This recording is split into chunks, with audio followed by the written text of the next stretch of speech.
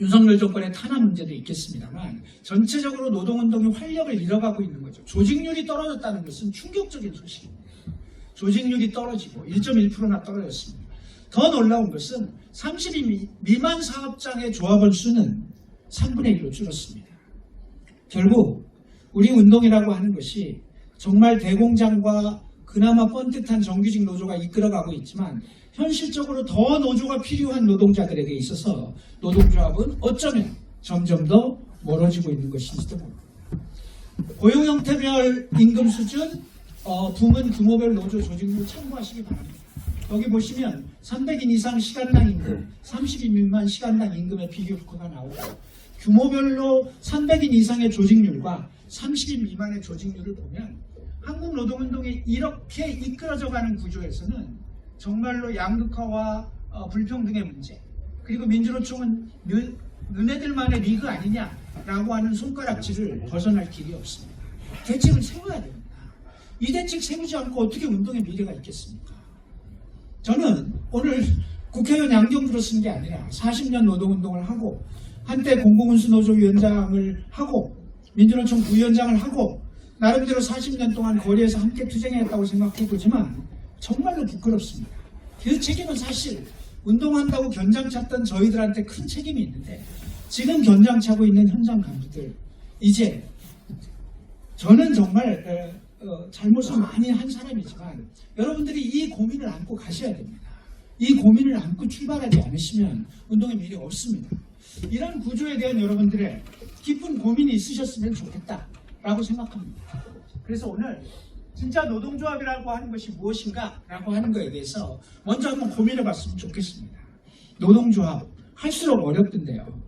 저 한 장의 사진, 제가 87년부터 노동운동을 했는데요. 노동조합을 처음 시작할 때 제 이력을 얘기해서 좀 그렇습니다만 제가 대한상공회소라고 하는 데 입사를 했습니다. 그리고 87년에 노조를 만들 때 아무 생각이 없었어요. 그냥 왜 만들었겠어요? 더럽고 치사해서 만들고 그야말로 인간 알기를 우습게 하는 직장의 문화에 질려버리고 임금은 쥐꼬리만큼밖에 안 주고 도대체 이게 인간이냐라고 하는 그야말로 분노에 차서 노조를 만들었습니다. 목적은 하나였죠. 임금 좀 더 달라. 근로조건 좀 더 달라. 사람 우습게 보지 마라. 뭐 이런 정도의 수준으로 시작했습니다. 저 사진은 2005년 사진인데요. 87년 기준으로 하면 20년 정도가 흐르는 거죠. 저 가운데 허리춤에 손 쥐고 있는 게 저입니다. 그리고 저 사진은 장소가 한국이 아니고 홍콩입니다. 저는 2005년에 홍콩 WTO 반대 투쟁의 민주노총 투쟁단장으로 넘어가게 됩니다. WTO를 반대하러 갑니다. 그 투쟁단장을 제가 했는데요. 한국에서 한 1000명 정도가 갔습니다. 노동자 농민이 합쳐서 1000명 정도 갔고 저는 민주노총 투쟁단장으로 그 투쟁을 이끄는 위치에 있었습니다. 그리고 결국 저는 여기서 구속됩니다. 제가 운동하면서 2번 감옥을 갔다 왔는데요. 한 번은 홍콩 감옥을 갔다 오고 한 번은 한국 감옥을 갔다 왔는데 한국 감옥이 훨씬 좋습니다. 홍콩 감옥은 갈 생각을 하지 마십시오. 한국 감옥이 훨씬 좋은데요.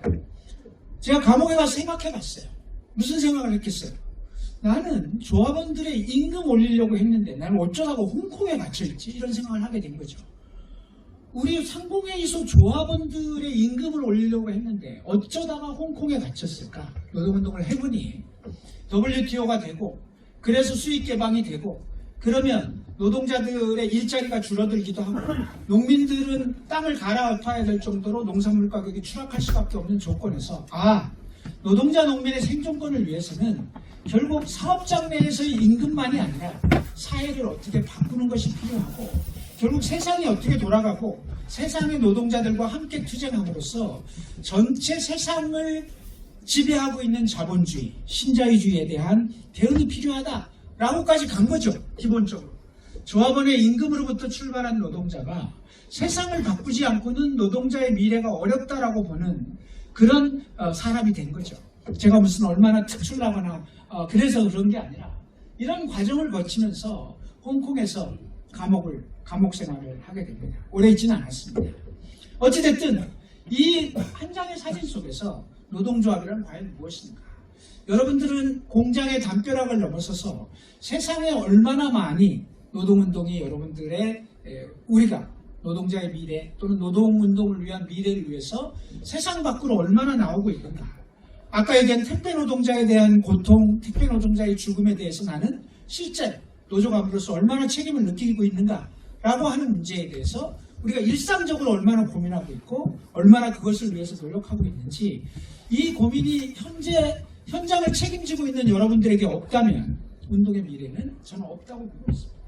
어쨌든 이 한 장의 사진을 보면서 제가 생각해 봤습니다. 우리가 생각하는 노동조합이라는 건 뭘까? 그냥 간단한 산수만 놓고 얘기하면 돈 있는 500원 가진 사람이 300원 들여서 공장이나 기계를 사고 200원 들여서 노동을 사고, 그래서 700원짜리 상품을 생산하는 사회입니다. 이게 우리가 살고 있는 사회죠. 이걸 흔히 자본주의 사회라고 부르는데요. 이 산수에서 가장 중요한 건 500원 가진 사람이 이 판으로, 이 방정식으로 세상을 움직이는 이유는 딱 한 가지입니다. 뭐 때문에 이 판으로 세상을 움직이죠? 뭐예요? 말씀해 주세요. 한화. 누구? 뭐 때문에? 이윤 때문에. 아주 불편하고 평범한 얘기지만 굉장히 불편한 얘기입니다. 세상의 주인은 누구? 자본입니다. 자본주의잖아요. 자본이 주인인 세상, 자본이 세상을 쥐락펴락 마음대로 할 수 있는 이 세상에서 이 세상을 만들고 운영하는 자본이라는 사람들의 유일한 관심은 이윤에만 있습니다. 이것은 평범한 얘기이긴 하지만 굉장히 무서운 얘기입니다. 저 이윤에만 관심이 있기 때문에 생산수단을 어떻게 하든지 간에, 원료값, 재료값, 기계값을 어떻게 하든지 간에, 노동에 들어가는 비용을 어떻게 하든지 간에 이윤만 남으면 되는 세상입니다. 이것은 굉장히 간단한 얘기지만 무서운 얘기입니다. 그렇기 때문에 노동에 들어가는 비용을 줄이기 위해서 비정규직을 마구 쓰는 겁니다. 정리해고를 마구 하는 거고, 하청노동자를 마구 만드는 거고, 다단계 하청구조를 끊임없이 만들어내면서 200원에 들어가는 비용을 줄입니다. 300원에 들어가는 비용도 줄일 수 있으면 줄입니다. 심지어는 300원에 들어가는 값싼 원료를 수입하기 위해서 다른 나라를 침략하기도 합니다. 전쟁, 이윤, 이런 것들이 우리가 살고 있는 구조입니다. 사실 막을 길이 별로 없습니다. 왜? 세상의 주인은 자본이기 때문에. 자본이 지 마음대로 하기 때문에. 다만 우리가 갖고 있는 유일한 무기가 하나 있다면 이런 거죠. 노동이 통째로 없어지면 상품도 없고, 상품이 없으면 이윤도 없습니다. 이 노동조합의 핵심입니다. 노동조합이 통째로 없어진다는 건 노동자들이 단결한다는 뜻이고, 노동자들이 단결한다는 건 노동운동이라는 뜻입니다. 그리고 그걸 통해서 사실 이윤 중심의 세상의 구조를 바꿀 수 있는 유일한 무기를 노동자만 갖고 있습니다. 아시잖아요. 아주 평범한 얘기입니다. 그렇기 때문에 세상을 바꾸는 유일한 무기가 노동운동입니다. 만약에 근데 노동운동이 이 책임을 포기한다면 세상은 바꿀 수 없습니다. 자본이 마음대로 할 수 있는 거죠. 아주 평범한 얘기이기도 하지만 현실적으로 보면 노동이 통째로 없어질 정도의 과감한 결단과 노동운동이 활성화되고 힘을 갖지 않으면 현실적으로 이걸 막을 수 있는 방법이 없습니다. 그런데 현실은 거꾸로 가는 거죠. 현실은 거꾸로 갑니다. 예를 들면 이 이데올로기가 어떻게 자본가들에겐 작동하냐면, 야, 너네 노동 이윤이 안 나면 어떻게 돼요? 이윤이 안 나면 회사가 망해. 회사가 망하면 노동도 없어. 회사가 망하면 일자리도 없어. 완전히 이 방정식을 거꾸로 돌려서 이윤이 있어야 월급을 줄 거 아니야. 이윤이 있어야 일자리가 있을 거 아니야. 그러니까 회사가 이윤을 낼 수 있도록 복무해.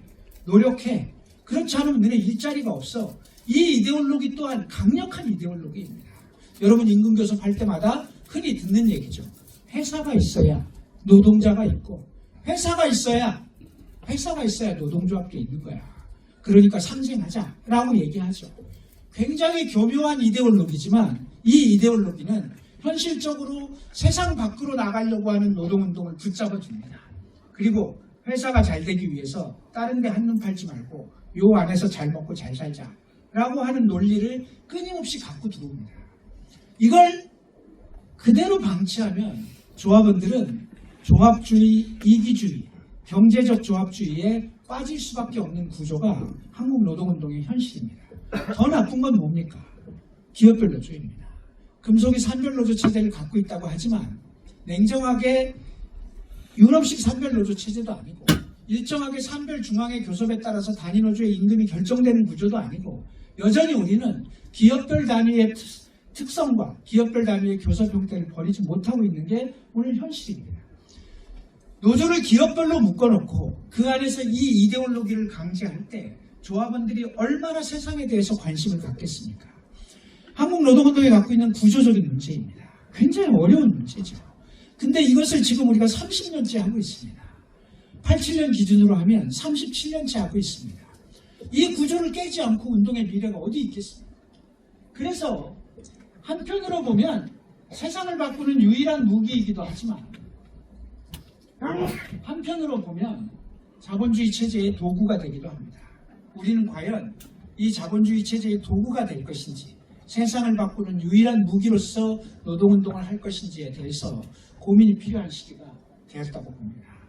이 고민은 전에부터 했어야 되고 과거부터 했어야 되고 우리 운동이 초기에는 이런 문제들에 대해서 나름대로 자주, 민주, 연대라고 하는 틀 속에서 계급적 기반에 의해서 투쟁하기도 했습니다. 그것은 한국사의 조건 때문에 그랬어요. A라는 공장이 승리하면 B라는 공장이 덩달아서 승리하는 그런 나라가 됐지만 지금은 현대자동차가 노동조합이 임금을 올렸다고 해서 하청 노동자들의 임금이 같이 따라 올라가는 시대가 아닙니다. 현실적으로 그렇습니다. 정규직 노동자들의 임금이 올라간다고 해서 하청 노동자들의 임금이 올라가거나 비정규직의 노동자들이 올라가지 않습니다. 아주 더 심한 경우에는 대공장의 노동조합의 임금을 어쩔 수 없이 올려주고 심한 경우에는 하청 노동자들에게, 하청업체에게 임금에 따른 비용을 전가하기도 합니다. 양극화가 필연적으로 발생할 수밖에 없는 구조가 된 거죠. 옛날에는 안 그랬어요. 현대자동차가 투쟁에서 승리하면 전국의 노동자들의 임금이 올라가던 시대가 있었습니다. 지하철 노조가 승리하면 공공부문에 적용되는 모든 제도와 룰이 같이 바뀌던 시대가 있었습니다. 그래서 그 시기에는 이 투쟁이 나의 투쟁이기도 했던 시절이 있었던 거죠. 지금은 이 구조가 그렇지 않은 구조가 돼버리고 말았습니다. 그러면서 우리 운동은 후퇴를 거듭해왔는데요. 이 상황 속에서 우리는 또 다른 과제들에게 직면하게 됩니다.